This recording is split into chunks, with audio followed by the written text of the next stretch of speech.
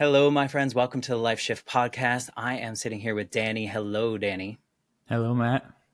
Thank you for being a part of the Life Shift podcast, all the way from one of the farthest places that you can go from where I am in Florida right now. Where are you? Vietnam. I'm in Da Nang, Vietnam. And you're spending like the last couple years like traveling the world in some capacity. I started in June of last year to test it out. And I've done a bunch of traveling around the US and some international travel, but last June is when I like basically got rid of all my stuff and just decided to kind of live out wherever. So, A nomad, if you will. yes. How are you enjoying that? It is amazing. I love it. And yeah, and I'm it's interesting now because I'm by myself, but it's just I when I started this too, I basically retired from social media, right? And it's so crazy because I've lived so much more life like in the past 6 months than I did in the couple years probably previously. And it's not like I wasn't doing anything before then, but man, the world is just so big and crazy and there's so much interesting stuff, and my life now is so much more of what I want since I've been traveling and doing this. So it's been amazing. I'm just pinching myself like all the time. Well, good on you, because I think there are a lot of people that dream of doing that, or dream of some kind of escape, if you will, to like explore and eat, pray, love, and all the things that go with that kind of like almost like fantasy.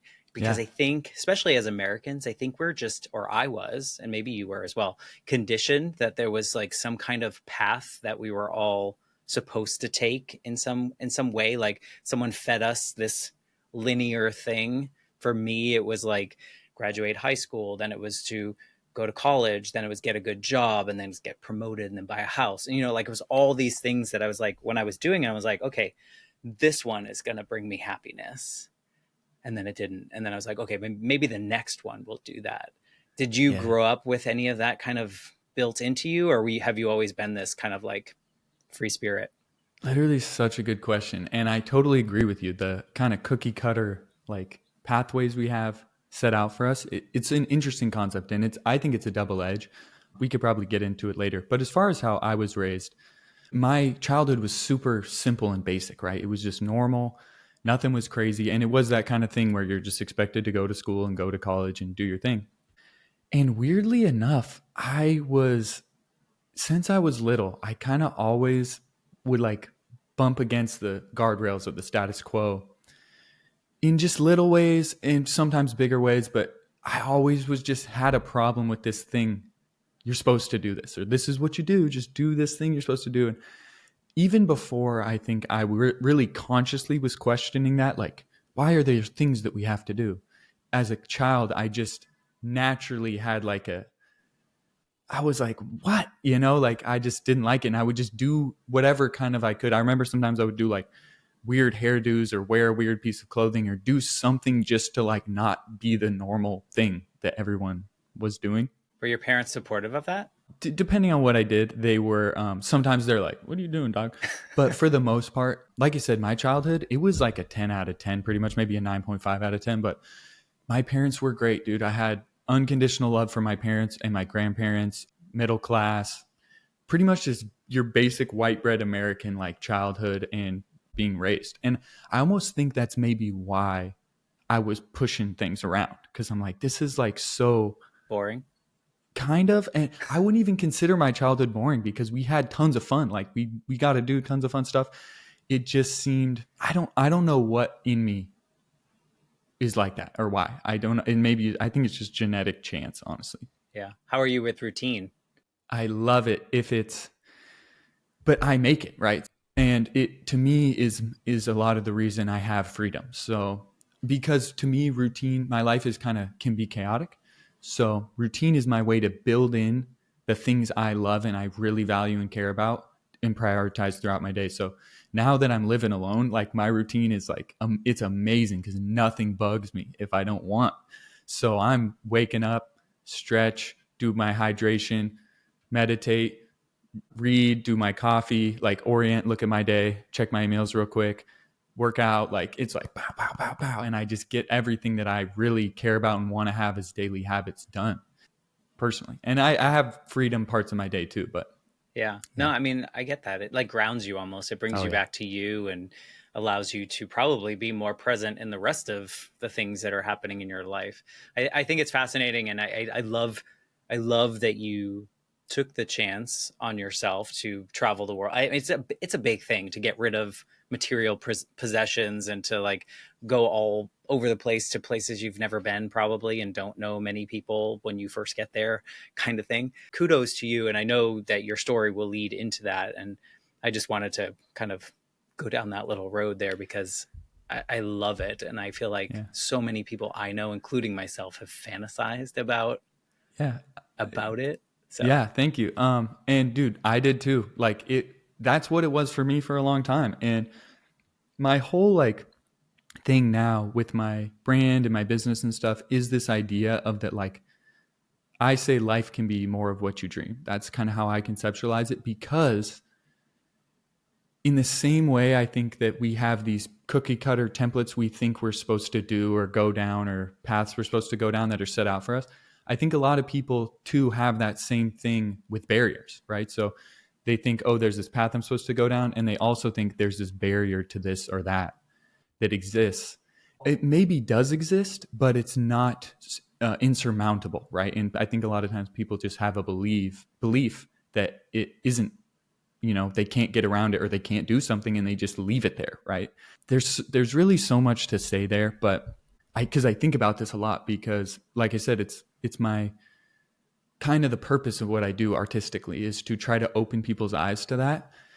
And I've just noticed this crazy asymmetry in reality where the reasons why you can't do something or that you can't go down a path that you maybe want or dream about are always so obvious. They're like giant neon signs that are so easy to see. Like you can just see, can't do it because of this, don't have enough money, don't have enough freedom, you have this tying you down, you have that, blah, blah, blah.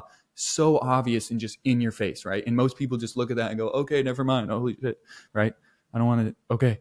But the thing about finding your way around those things and finding your way to what you dream and what you want your life to be, those pathways are so oftentimes so random and weird, and like something you would never think of ahead of time. You would never like imagine that you would make it to that through this pathway. So those things are like mysterious.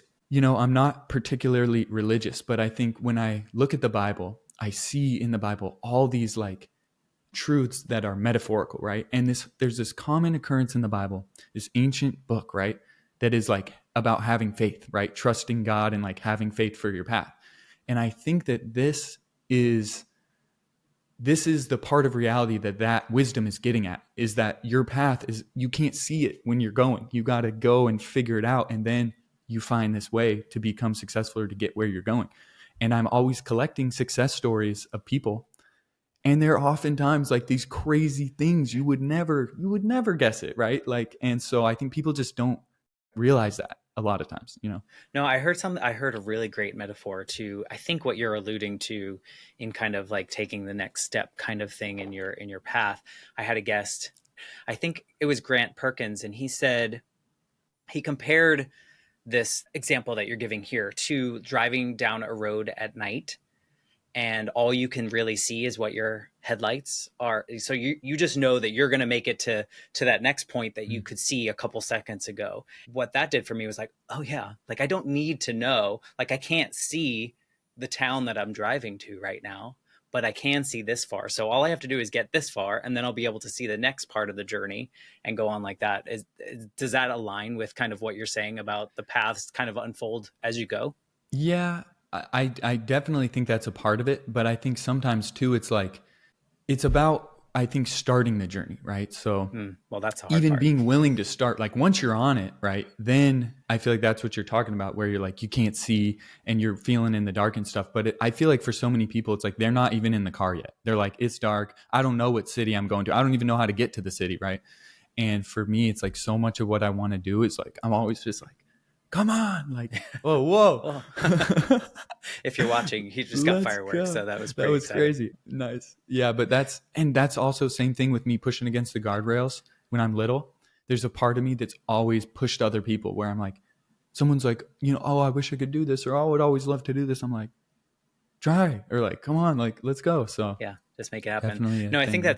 I think it's great. And let's go into your story so we can not talk around it. But before we do that, just a little, if someone's tuning in for the first time for you, the life shift, it really exists because when I was little, I had a life shift moment in which my dad had to sit me down and he had to tell me that my mom had died in a motorcycle accident. And my parents were divorced. We lived states apart. I didn't live with my dad. And all of a sudden, everything that was true in my life was no longer true in that 8-year-old version of me. And growing up, I was like, do other people have these line in the sand type moments in which from one moment to the next, nothing is the same, or everything's changed, or my attitude's changed, or whatever it may be? Something has shifted in me in which the world is now different. And now I've been on this journey talking to people like yourself about these kind of life shift moments. I know everyone has lots of them. You have lots of them. And we kind of narrowed it down to one, but I'm sure we'll talk about multiple of them. But it's just been such a beautiful journey to understand, maybe because I was so forced down this path in my own head, and that was probably protection. But I was so convinced that my story was unique. The way I felt in certain moments in my life was unique. But now I hear all these stories that are so wildly different. But at the core of it, I'm realizing how much like, oh yeah, I felt that same exact way. Or, oh yeah, I'm not weird. I I had those same Yeah. thinking, that same thoughts about that particular thing. So it's just been a beautiful journey, and I'm so thankful that you want to be part of it in this way. So thank you, first of all, before you even tell the rest of your story. Yeah, thank you, man. I really think what you're doing here is sick. Man, that idea of like looking back when you're young and like how you felt alone and then creating something for other people to not have to feel like that, or not, be able to not feel like that, or like be able to relate. It's just so good. I just feel like it's such a good thing to put out into the world. So I'm super happy to be here and be a part of it. I love it. Well, no doubt you do it in your own journey in the way that you're putting together stuff. So before we tell your story, tell us who you are in 2025. You've given us a little bit. You're currently in Vietnam, but like, how do you identify in the world right now in 2025? Yeah, my name is Danny Suede, and mainly identify as an artist, right? I make art, music, visuals, and then I do that type of video, VFX, and artistic work for other people and companies and artists and stuff too, for income and whatnot. But yeah, I'm just It's building. helpful. Yeah, right.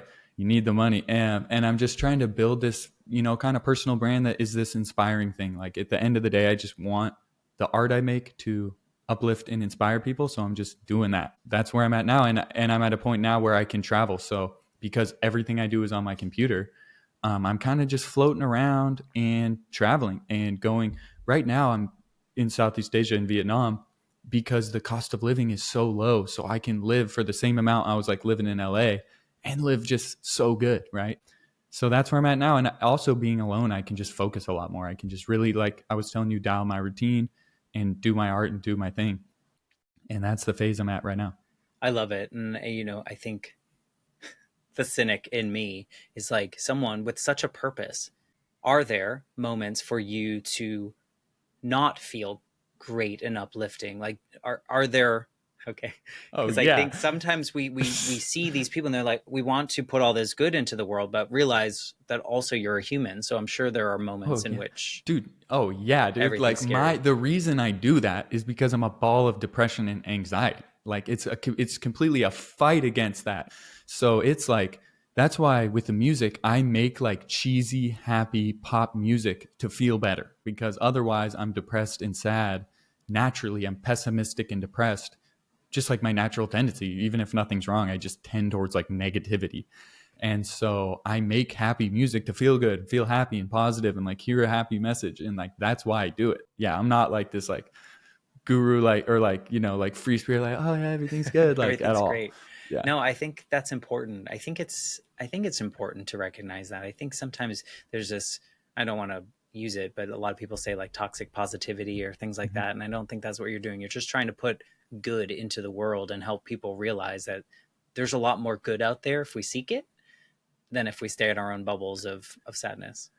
Yeah. I mean, at the end of the day, I just think it's kind of like what you were saying with, you felt alone, and so you're making this thing to kind of share what you went through and what other people went through, so people don't feel alone to a certain degree, right?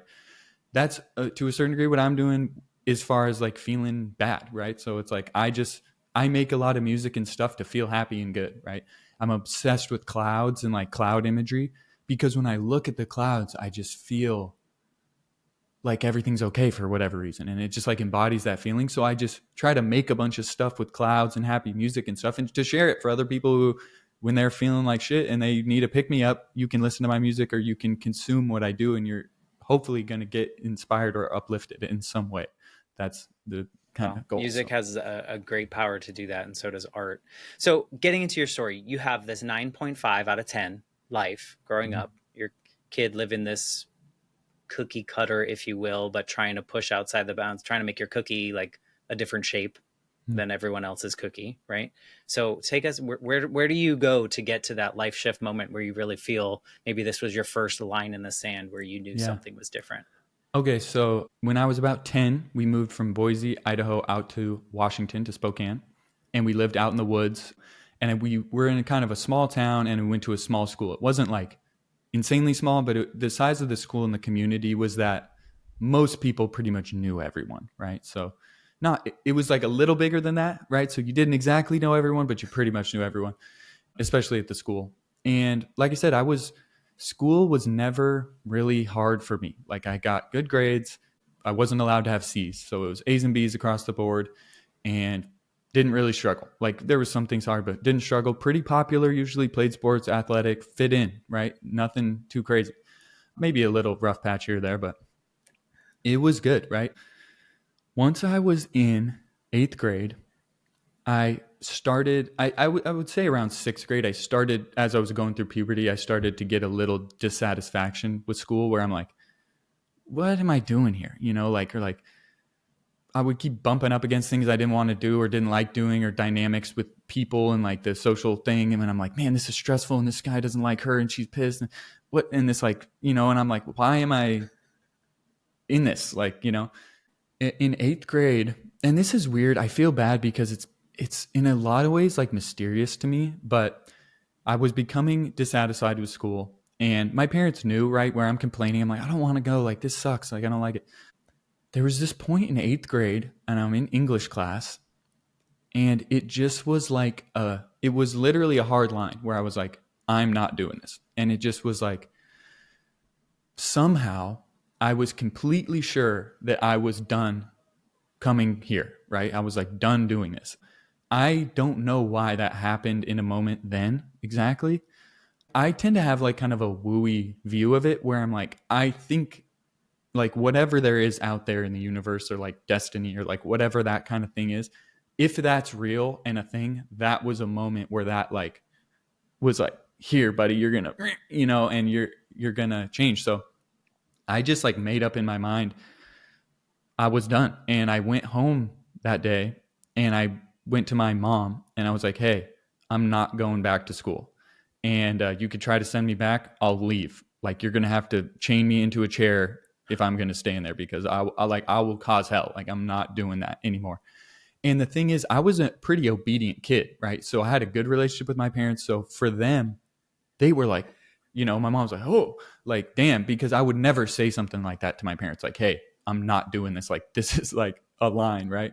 So, and two, I think for a lot of people, quitting school or leaving school maybe isn't that big of a deal. It happens all the time. Kids are leaving and dropping out. But for my family and like how people knew me in the community, it was like people were like, holy shit, like what?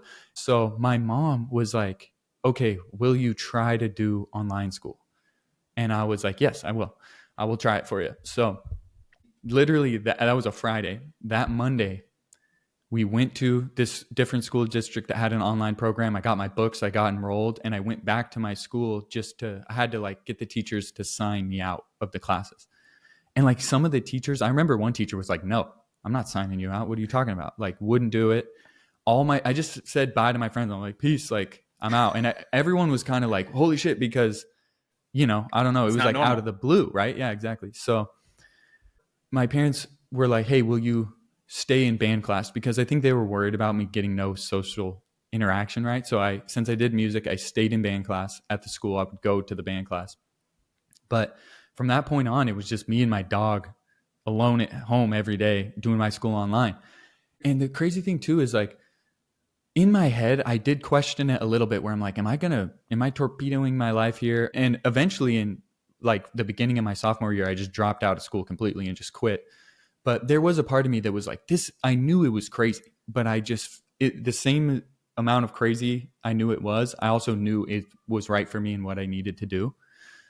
Somehow, like, I think it was really, like my gut, it was like deep in my consciousness, like it just did the calculation that like this is not for you, buddy, and just told me, like, or something like that. Yeah, so I get signed out and then I start just doing the online school. And the thing is, it was amazing. Like for me, so good because I could learn at my own pace.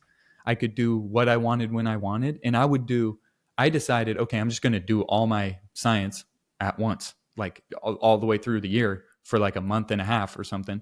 And I could just had flexibility to take longer on the things that were a little more challenging, go through the things that were review. Like I remember back when I was in school sitting in science class, like, I know this. I was like, we did cells and cell structure before. Like, I don't know why we're doing this again, but like, I remember this from before. And I'm just sitting there all day doing the tests and kind of being miserable, feeling like I'm wasting my life doing it. Now, when I'm doing online school, I open the lesson and I'm looking through. I'm like, oh, cell structure. And I just hit my teacher and I said, hey, can I just take the quizzes? She's like, yeah.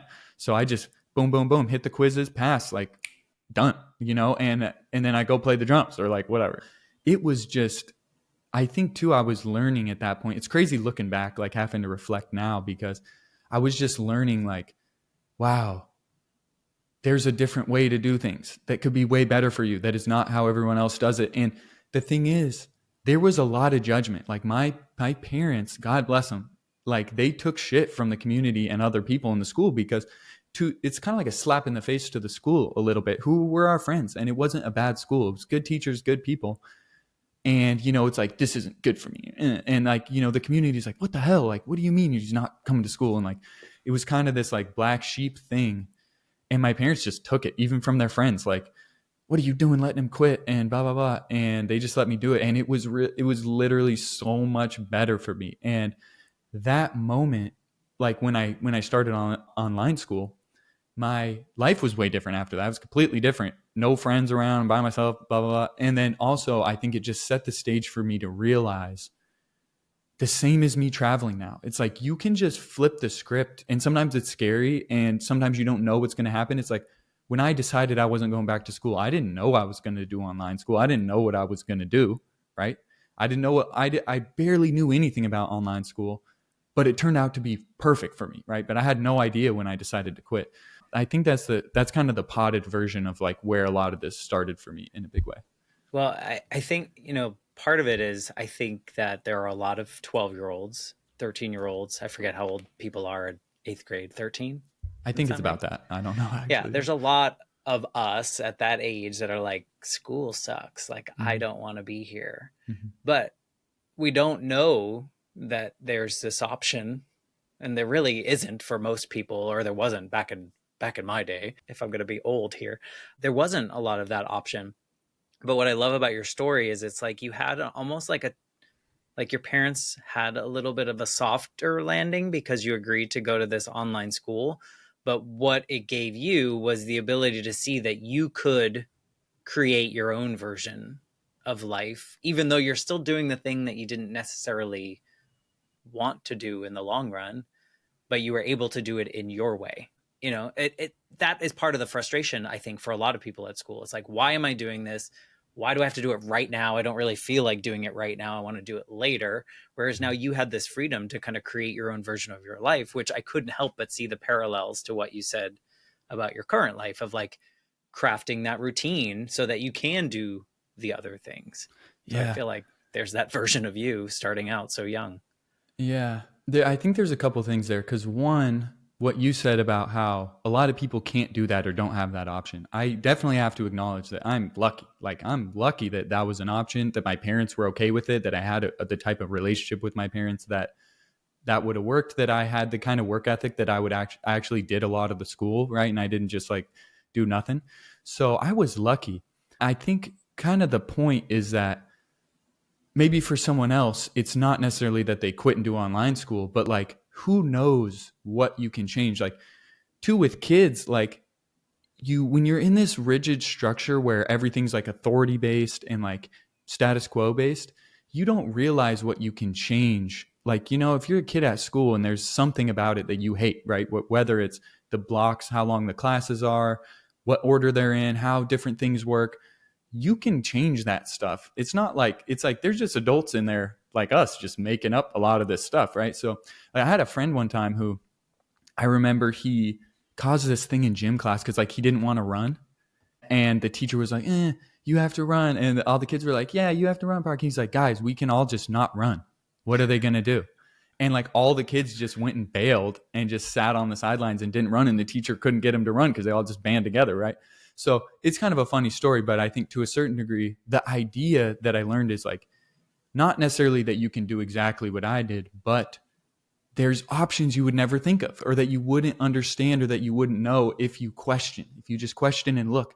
And a lot of times you got to bump against things and you got to, that didn't work, try to do this, doesn't work. And you got to feel around and then you can finally find, oh, let me change this or let me do this. And you can find it eventually what works for you. Well, it's like you said, those neon signs that we see and we're like, oh, guess can't go that way. Yeah. Right. Like I feel like so many of us grew up thinking that this is the box that we have to sit in right now. And then once you're done in this box, you can go into the next box. Like you could just, transplant into the next one. And there, like, I feel like when I was in middle school, it just felt like was what I had to do. Like I didn't know in my own brain or in my upbringing or the people around me. My dad was pretty old fashioned. I was already afraid of not being perfect because I thought if I'm not perfect, my dad's going to leave too because my mom left by dying. Like all those things were playing into my game. But I remember one thing to like the whole point of like we're not focused on the right things sometimes in school. I was so focused on getting that A plus. Like that was goal. I can't remember anything that like I don't think I focused on actually learning or paying attention to anything. It was more cram all this in my head so that I can get the good grade and then wipe it clear so that I can do it for the next class. Yeah. So Well, part of that is so it was so conditioned in me. Like I didn't yeah. know any other way. Yep. Man, it's so interesting. Because like I was saying at the beginning of the podcast, with the boxes you're talking about or the predetermined path, it's such a double edge because I like always am like against it, right? Against the box, against the path. But at the end of the day, I think as a society, these paths we've built are really amazing, right? It's like for a human to be able to have a path to go down, right? To be able to have a way that's cut for them to go and to live and to have a life and go to college and have a family and do these things. I don't think it's bad, right? I think that is amazing that we've built a society and a culture that has these paths that have allowed us a way to go. And I think depending on where you are in the world and what the way you're looking at it from, our box, like the box that I'm like, I'm stuck in this horrible box and I hate it.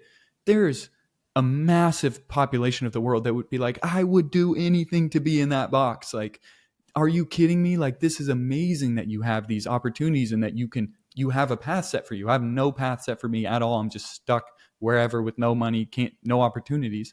So I want to make sure to like not, it's a double edge, right? Because I think it's one thing that's amazing that our society has built these paths and these boxes and stuff for us. I think what it hasn't done is just also, injected that mindset of like, you don't have to, and like, there's other ways and things like that. And with school, like you were saying about the A pluses and stuff, like I just didn't want to get in trouble for having C's, right? So I was like, get my A's and B's, but otherwise I didn't care that much. But the thing is, as I grew up and left school, I found out that I love learning. I am like so curious and I love learning stuff. I'll go down these rabbit holes of learning and reading and just getting knowledge and learning stuff. And it is like one of the greatest joys of my life, which was completely just killed by school, right? Because of the structure. And I'll never forget that same teacher that wouldn't sign me out of the class, right? There was a kid in that class that never did his homework, had an F, did not care, didn't do it. And he was my friend, and he was an outcast type kid, right? And he we became friends because he played guitar, so we would play music together. So I kind of got to know him. But before that, I think he's an outcast and think that he's dumb, right? Think that he's dumb at school. And everyone thought that. There was just like an ambient thing that, oh, he has an F, he's dumb, he can't do it, blah, blah, blah.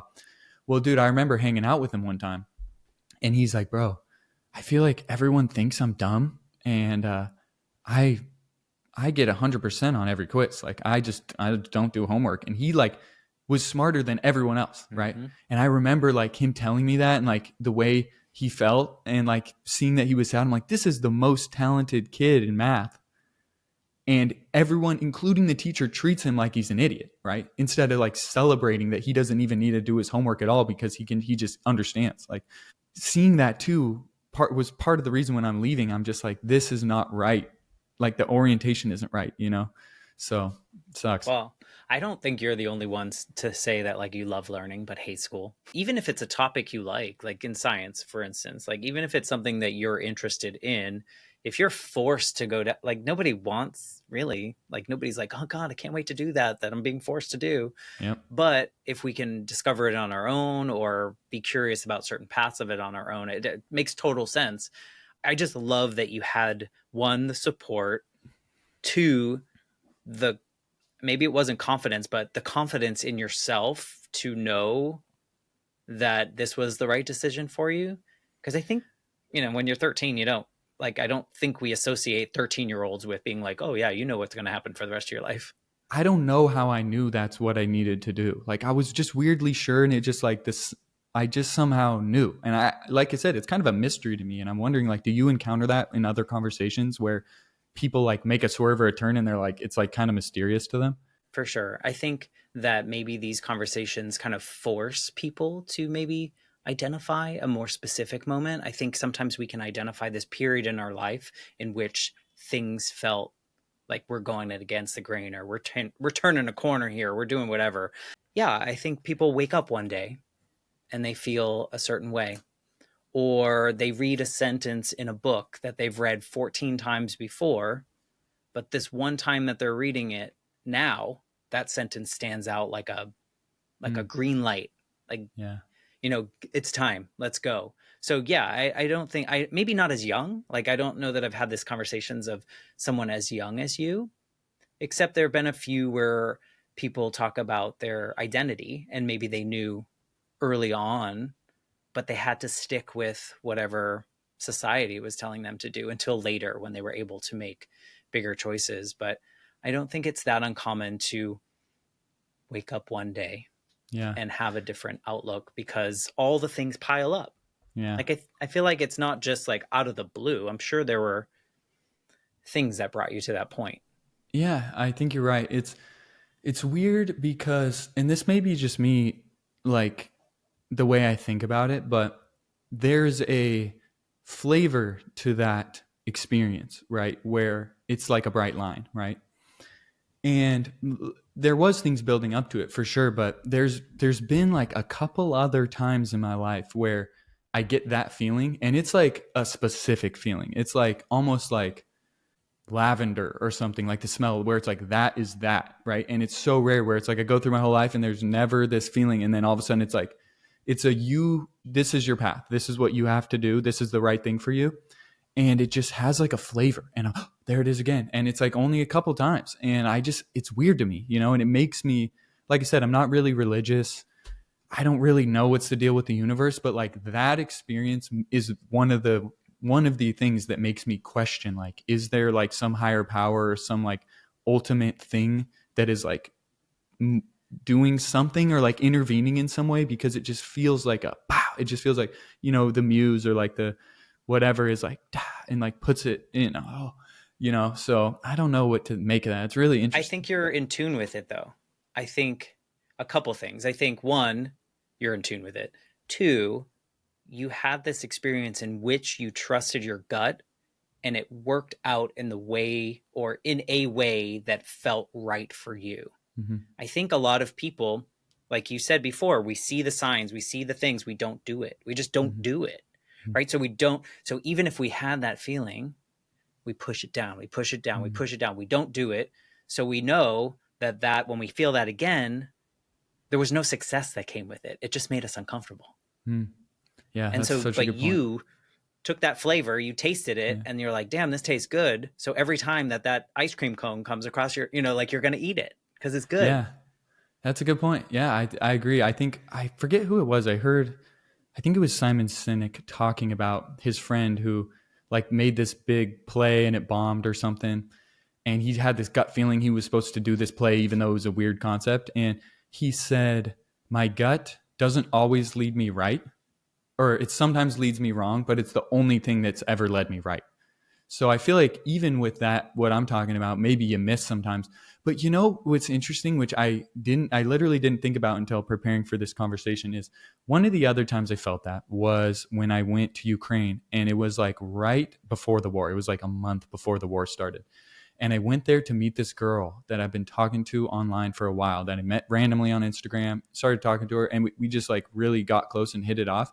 And then like she was like, you should come visit. And I was like, that's insane. No way. And then the more I thought about it, I got that thing, right? I was like, oh, no, I would never do that. And then it was like, you need to do that. And I was like, damn it, because I knew. But so I freaking went, and it was really cool and it was a good experience, but it was also very uncomfortable, right? It's like the jet lag was crazy. It was my first time in like a completely new culture and like environment, in new situation. And I had a great time with her. But when I left, I was like, okay, I knew that that probably wasn't going to go anywhere with her the way I maybe thought it would. And like I said, it was a lot of like uncomfortability and stress, like trying to navigate like how to like talk to people and do stuff and whatever. And I kind of got back and I'm like, oh, and then two, the missiles started flying right after that. And I was like, holy shit. I had that feeling. I was like, you were supposed to go, but then I come back and I'm like, what? Why? But here's the crazy thing is that what I realized is that this new traveling thing I'm doing, right, which has been so amazing and like fulfilling and like feels so right to me, I probably would have never been willing to do it had I experienced that uncomfortability and got a little taste of that international travel and what it's like to go overseas and be in a place where you can't speak the language and you don't know what to do.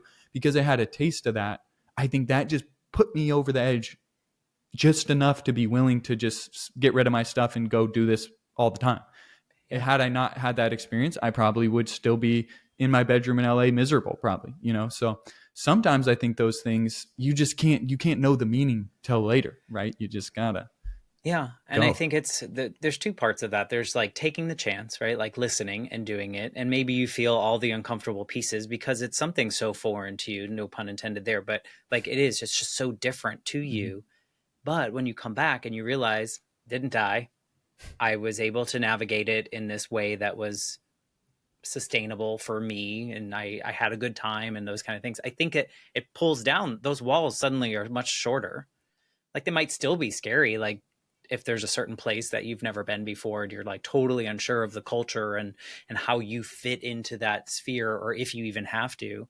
I think there's that. But I agree, there's like, I went to Thailand, I quit my job a couple years ago and I was like, I'm not going to work ever. I eventually started working again, but at the time I was just like over everything. I was just like, screw this. So I put a call out on Facebook. It's like, does anyone want to go on a trip for 2 weeks somewhere? And so this girl that I went to college with, I took one class with her and we were just Facebook friends. She's like, I can go. And the two of us decided to go to Thailand for two Hell weeks. yeah. And I didn't know her, like, really. And it was so the opposite of Matt. Like it was so the opposite of everything. Quitting my job was the opposite of anything, but all the things I was doing, I was trying to force myself into uncomfortable situations. And so after that, I was like, yeah, I can go wherever now. Like Yeah. all the things. But before that, I was like, if I didn't listen to that, I would very much still be in the same path as before. So I think there's something to be said about pushing yourself just a little bit past that like, Yeah. should I do this?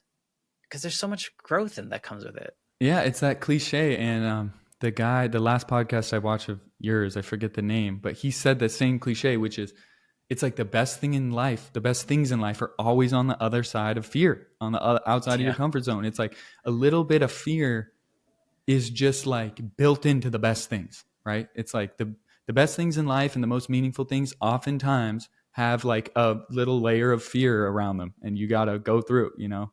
And I don't know why it's like that, but I think it's safety. I think if mm, we don't know that we're fully safe in it, we're afraid of it. yeah, And the only reason we don't feel safe is it's not that it might be dangerous. It's just that we've never done it. So we don't know what it feels like to be in whatever it is. Another thing in that episode with Sean Martin, he said, it really stuck with me. He said, dream big because dreams aren't real anyway. Right? Like, so wow. you can dream as big as you want, make it grand. It's not real anyway. So if you have this big picture, that's something to work towards. That's a Like, banger. right? I love So that. I was just like, oh, you're right. I should not just dream of this little incremental increase, but because Hmm. that's not real either, right? Like Hmm. any dream that you have is not real until you make it real. So Yeah, why not think dude, big? I agree. And I think the things for me with that, right, with the big dreams and like the big goals, it's like I was saying, how I kind of like to collect these success stories. There's two that stick out to me where it's just so crazy, which is Harry Potter, right? J.K. Rowling. And I was reading about how was she was a single mom on welfare, right? Submitting to all these publishers and getting rejected, rejected, rejected, rejected, rejected, right? Just again and again. And it's crazy in hindsight when you think of what Harry Potter has become. But at that point, it was just nothing, right? And then apparently, one of the publishers gave the book just to his daughter. And then she read it and demanded more to her dad and was like, I need the next thing, or I need more of this. And so the dad was like, oh, dang, maybe there's something here. And then, right? If you think of J.K. Rowling, right? It's like she wasn't sitting there going, okay, maybe if I write a book, the publisher that rejected me's daughter will read it and demand more, and then I'll make the biggest like story ever, basically, right? She's not thinking that. She could have dreamed that big, right? Because that avenue you would never think, but it's there. Same thing with Lego. It's so crazy. The story of Lego initially is crazy. It was like a woodworking shop, and then the person eventually started making toys, and they kind of expanded, but it went through a bunch of ups and downs, and it was just a little thing. And it went through multiple generations, and eventually they started doing more toys and got like a plastic molding type of thing for the factory, right? They could make plastic toys. Well, dude was randomly going to some like buyer conference or something, and he was talking to a random guy on the boat. They're on the boat going there. And this guy was just complaining about how these days there's no process in toys anymore. It's just like a toy and you just don't do anything. It's just, there's no thing to do, right? And then this guy was like, ding, like light bulb for like literally the most successful toy in history, basically, from this random conversation with this dude on a barge. And I guarantee you, when that dude, is making wood toys or whatever, he's not thinking, oh, I could have a random conversation with a guy on a barge that gives me the idea for the most successful toy in history, right? But that's how these things happen, right? I just think it's so important to realize that and remember that, right? And because you can dream big, because people, they don't do a big dream because they think they can't see down the road, like you're saying, they can't Yeah, see can't see the finish what's line. there, so they think, oh, I could never do it. But if you allow yourself, okay, they're like another cool example that's personal is like I play drums for a band that's back in LA, and they don't have a lot of fans, right? They don't have a big fan base, but they love playing live shows. We love playing live shows, and we're sick. And we want to play shows and go on tour, but it's so hard to get booked or do these things when you don't have a big fan base or whatnot. So when we would do our own shows, we would maybe get like 100 people or maybe a little over that, but not a lot packed in there. Well, we got to open for this artist called Lindsey Sterling, this violin Mm-hmm. lady. They were like thousands of people shows. Like it was like, Yeah, huge. big deal. And the thing is, the dude who booked us for that was like this random guy that the singer met at a barbecue, and she told him she does music, and he like looked up her thing, and then when he needed to book someone for these 3 shows that Lindsay had, he's like, oh, that chick, right? So here we are, peak experience of my life, right? Where I could easily say, oh, I'll never play in front of a lot of people who don't have any fans, can't do it, no way, blah, blah, blah. And peak experience of my life, thousands of people. And it was from this freaking barbecue conversation, right? So, but luckily we did dream, and we were ready, and we were ready to play shows, and we to a certain degree thought it could happen. But I just think that's the way things go, right? And people do not acknowledge it a lot of times, or no. Yeah, I think we might dream big and we might be able to envision the finish line. I think where maybe I'll speak for myself, where sometimes I get caught up and I have to, check myself is that I can't picture the path there, so therefore it's not possible, right? Mm-hmm. And to our very early point, it's like take the first step. Just do the thing, Mm-hmm. right? And then do the next thing. And then do the, like we say, do the next best thing, right? Like I think people say that all the time. But I think where we get stuck is like we have this big dream. We want to play in an arena tour with Lindsey Sterling. How the hell am I going to get there? Like if I can't get 50 people to show up to this place, how am I going to get there? And then it's just like, oh, whatever. It's not even worth trying. But to your point, just keep doing it. Keep talking to people, to keep telling people your passions and the things that you're really interested in. Who knows what tomorrow is Yeah. going to bring, right? Yeah. Yeah. I totally agree. I think it's like you could call it faith, but it's just acknowledging the possibility that there will be a door that opens that you would never expect, right? That's there. And I think, yeah, like you're saying, being comfortable with failure, like it's being not outcome With the dependent. C. Yeah, dude, it's crazy. Man, you listen to successful people and they're so often like failure. They're like, the more I fail, the better. It's just Yeah. failure. It's like you can have a positive view of it, right? Where it's just a failure is a step on the stair, right? Mm-hmm. It's just It's it's like learning. the classic Edison thing where it's like just another way to not do the light bulb, and go. And so again, I think our culture to a certain degree is conditioned that, you gotta win. If you don't make it, like with me, with the music thing, like I'm like at the tippy bottom of the mountain where I want to go with my music and my art, right? It's incredibly difficult to like make a big impact and like get a bunch of people listening and whatever. And, get people consuming what I do and enjoying it and getting value from it. And it's like people in my life, even though they're not trying to be mean or rude, it's a lot of times you get this still doing the music thing, still trying to do the music thing. Still And doing the it's been freaking podcast. years, dude, so it's like and so people, it's hardwired in them. They're like, what are you doing, dude? Yeah, and I think there's something there that if you find the right work for you, work we'll use loosely in a term, it it becomes a lot easier to kind of keep going, right? To know that like that dream is still there. I'm probably taking my steps. Some days it's an inch forward, some days I'm heading backwards, Yeah. like whatever it may be.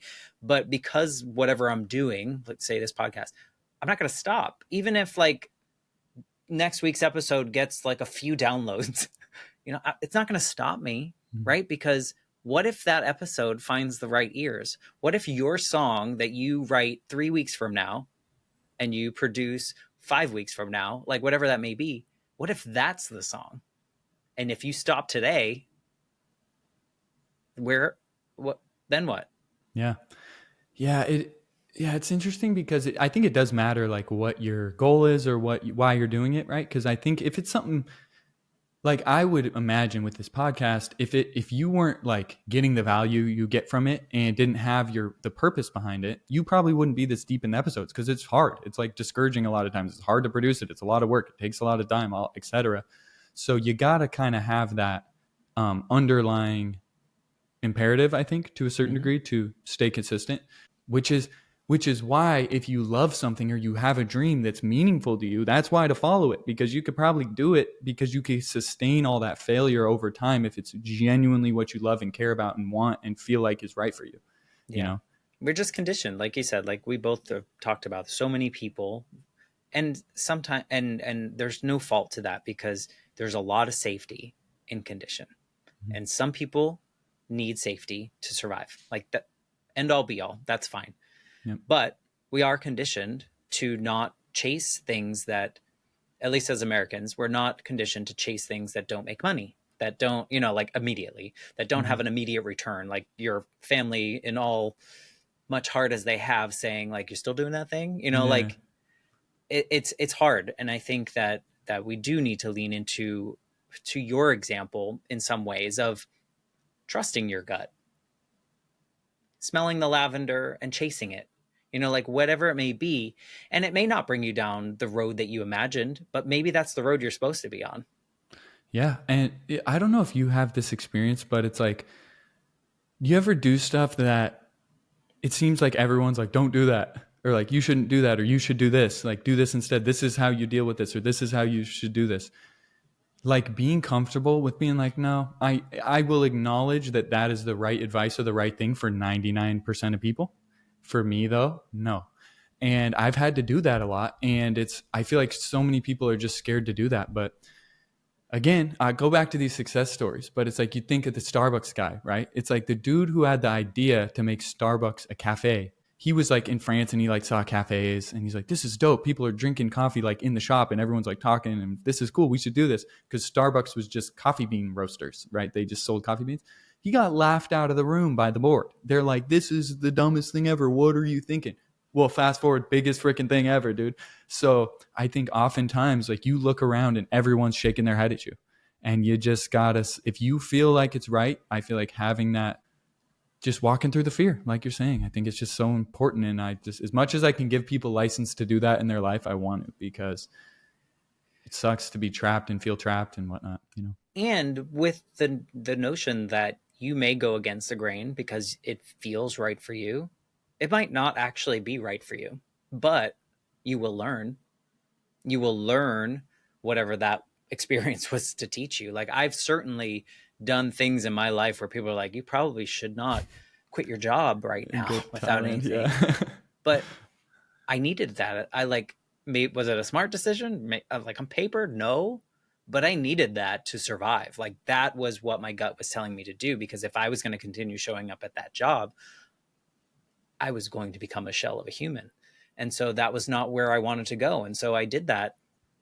Financially, it wasn't a great decision, but at the same time, like, I had so many other valuable experiences from that. And so I love that you're living this life, and I love that it really stems to this like definitive, undefined necessarily moment in your eighth grade year where you're just like, nope, I'm Yeah. not, I'm not doing it.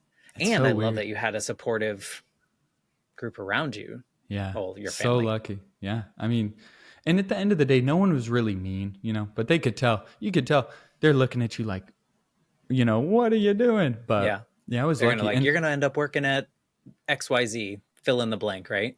yeah, I think, you know, it's so funny looking back, because this podcast, I'm sure every guest is saying this, or a lot of them, but it's like, this makes you reflect, right? It's like I'm coming on here, I'm thinking, I'm listening to some of the other episodes, and I'm like forced to reflect back on this and learning stuff, right? And I've heard you say this before on here, but it's like it's like a double service, right? Because it's like your people are listening, or almost triple, because people are learning from listening. You're getting value in learning, and then I'm getting value from like being forced to reflect back on these things and make these connections I wouldn't have necessarily thought of before, you Yeah. know? So No, it's awesome. reflection is important. I didn't realize that as much, I think, until I really started this podcast, and again forced myself to do it, because I think we just keep going. Like, we don't really take a moment to look back and go, "Oh, was it the time that I dropped the pen on the floor that changed my life? Was it something so, if you just isolate that moment, it sounds like nothing, but it really was like the biggest thing. Like, maybe you were sitting in that desk and like you kicked the desk and you hurt your toe, and that trigger, like, who Yeah, knows what the yeah. exact trigger was, but something happened in which you got the confidence to go against the grain in a big way, I think. Like, maybe you said you were poking the guardrails along the way, but like that's a big one. Like, that's a big decision, I think, comparative to other things that maybe you could push against growing up. Well, And yeah, so, for me in my life, it definitely was. And what you're saying about reflection, I couldn't agree more. It's like it's so crazy. If you go on my blog, I started my Substack a little over a year ago, I think. And like one of my first posts was the results of an annual reflection, where I sat down and I was like, okay, I'm going to think back through my year. What did I like? What did I not like? What do I want for the next year? And write it. And there's something so impactful about writing stuff out, because it like, when it's on a page, you're looking at it, it's so different than floating in your head as far as like the weight of it. And so I'm writing out this thing about what I'm not liking about my life and what I want my life to be like. And the craziest thing is, dude, it's so crazy. I write, you know, I think I would do much better somewhere where the cost of living is like a third of the price, and with an ocean view, making my music, right? And I'm writing kind of what I want, right? And then I freaking, a year later, I'm like, hey, I'm doing this reflection again, right? So I go back, I read my old one, I go to do it again. and I'm reading the old reflection, and I got my music set up, and I'm looking at the ocean in Costa Rica in this low cost of living place, happy as a freaking clam, a year ago reading what I wrote, what I wanted, right? And I'm like, how the hell? Because when I was writing that, I was like, whatever, like, oh, go to move to Bali or like whatever, but It's the tiny it's steps too. amazing. Yeah. And so I highly encourage people to write, even if you don't have to publish it, you don't have to share anyone, but writing out your desires, what you want, what you dream, so impactful. And doing that reflection, like look back, write about what you felt, what you saw, and you can learn so much, Yeah, that is mysterious to you. totally. I Yeah. think all that plus if you're having a rough time, like if something rough is going on in your life, I found that the things in my head, and you kind of alluded to this, are much messier and scarier in my head than when I put them down on paper. When I put them down on paper or type them out, I'm like, "Oh, palatable. Like Yeah. I can handle that." But in my head without getting it out, it's like anxiety. It's like, how am I going to get through that? What am I going to do? So yes, there's so much power in reflecting by writing, whether good, bad, or indifferent. I love that you have these practices and that you're kind of living last year's reflection. So who knows? Let's see make sure you look at what you did this year for this reflection for next year and see Yeah, where you right. I are. know. That's what I put. I was like, man, I got to be careful what I write because I'm probably gonna get it.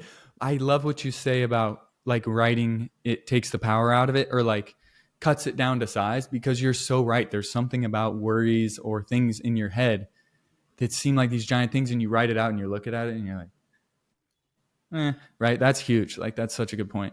Totally agree. I had a example of that. I was talking to my therapist the other day, and I was like, what it's like in my head is that there's a lot of these papers just like floating around, like lots of separate papers floating around. When I start to write it, it's just like stacking them up, and it Yeah. becomes like this big instead of a giant balloon of ideas in my head. Now it's a stack that I can just go through in a reasonable way, Mm-hmm. and things just feel so much more doable. So Yep. I Great highly metaphor. recommend I people do totally that. relate. Yeah. That's awesome, man. If thinking back to a little version of Danny, maybe not so little, I don't know, but thinking back to him on maybe like the week before you made that big decision, is there something that like this version 2025 Danny sitting in Vietnam right now would want to tell him? Um, it's hard because I love where I am, so I don't necessarily want to change it. But I listened to this Naval Ravikant interview lately, and when he's asked something like that, he said, "I would do everything the same, just with less emotion, less anger, less fear, less emotion." I think something like that. Like for me, I would say one of the biggest like plagues on my life has been like worrying about shit. Like I feel like you call it anxiety, whatever, but I got an overactive brain. I worry so much, and like growing up, anxiety is like wasn't a thing. It's like my mom just would say, "You're a worry board." Right? I'm like, oh, I'm a worry wart. Okay, right? It's like that's what it was. But I'll just freaking freak out about shit constantly. And as I've grown up, I have a pretty good handle on it now, and I know how to deal with it, and it's manageable. But when I was a kid, I wasn't aware of that process of like, dude, you overthink shit like crazy, and then you freak out, and then Everything's very real. yeah, and it just I always described it as like a spider, right? A normal, like if my mind is a spider and my brain is like a spider web, a thought comes in like a little bug, and the spider wraps it up and then leaves it, right? That's a normal person. My spider just wraps it and wraps it and wraps it and wraps it until it's so big and heavy and it's just weighing down the thing. That's how I describe it. So I think if I could go back, I would like try to just plant that seed of like, hey, dude, you do this thing with your mind. There's ways to control it and be aware of it so it doesn't have to be so crazy, right? And just give myself that little nugget to just kind of take the edge off of all this suffering that I wouldn't have necessarily had to go through otherwise. Maybe I would do that. Yeah, but at the same time, to your point, if you had, would you have this journey? Who I don't knows? know. Sometimes that worry might serve you well. Yeah, oh yeah, I mean it's not a completely negative thing, but man, counterfactuals are so hard because it's just one of those things where it's like bad things happen, and then it's like you never know what worst thing didn't happen because that bad thing happened, or you just never know what could have happened, right? It's like it's just so hard to think. It's not a fair question. It's not, I Yeah. understand that. It's not a Yeah. fair question. I think growing up, I had a question that I would answer differently now. As in my 40s, I would answer quite differently. And it's hard to say the answer to it. I think people are like, would you go back and would you change things? And the right answer is yes, I don't want my mom to die. My mom shouldn't have died at 32. Like I feel like that's the right answer. But now I also know what life is like for me right now, and so much of it was because that happened.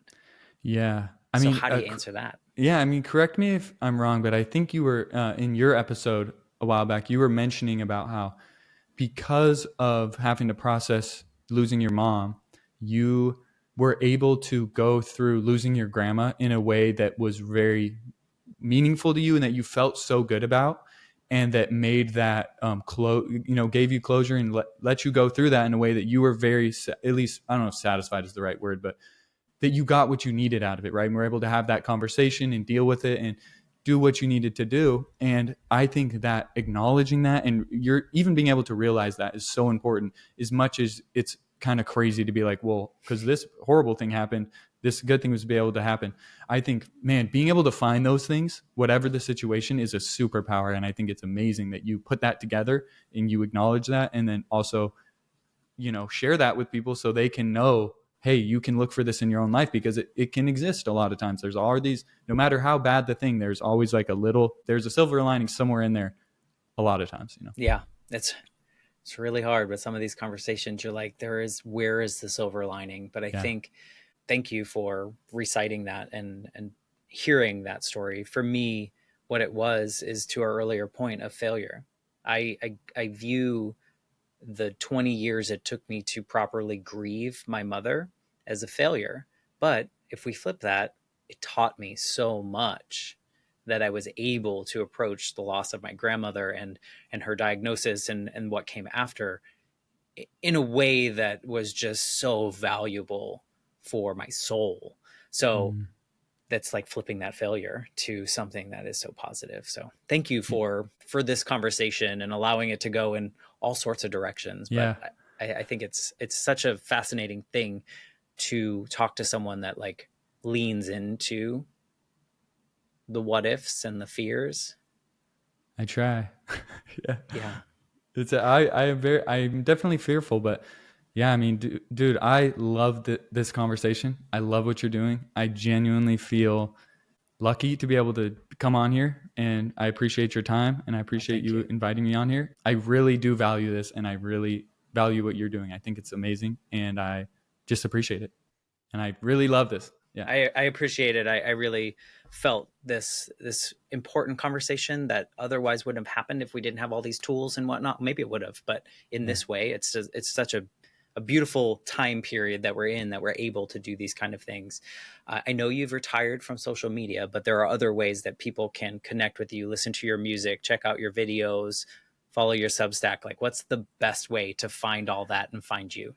Yeah, so I would just say DannySuede.com. I still do YouTube, so it's just these four things, which is my music, my blog, my Substack, my YouTube, and my shop, and they're all easily found on DannySuede.com. That's what I spend my time doing and thinking about. So if you want to check it out, that's what it would be. For sure. We'll put that in the episode description so people can click it and they can get there super easy. I highly Thank you. encourage you all to reach out to Danny and share your story. I don't know if you want that, but too bad, Yeah, because there's a they're coming there. contact. Yeah, there's a They're contact coming on the your way. website. Run it. Yeah, fill the Yeah, inbox. Let's go. Hit me exactly. up. I think that's super important. And also, one thing that I like to ask is, if there's someone in your life that you think needs to hear us have this conversation, would you share it with them? I think that would be so like a gift that you as a listener could do, is to share this episode with someone that you think maybe they don't take some chances, or maybe they kind of don't bump into that guardrail, or they do and they come back in straight in line. Maybe this will kind of push them over the edge to try a couple things. So Yes. Yes, that would be please. fantastic. I Thank you love it. again, Danny, for just being a part of the life shift journey and a little piece of my healing journey. Yeah, thank you. I really appreciate it. I'm so happy to be here. Thank you. And I never know how to end this. Everyone listening knows that I never know how to end it. So I'm just going to say goodbye, and I'll be back next week with a brand new episode of the Life Shift podcast. Let's Thanks again, go. Danny.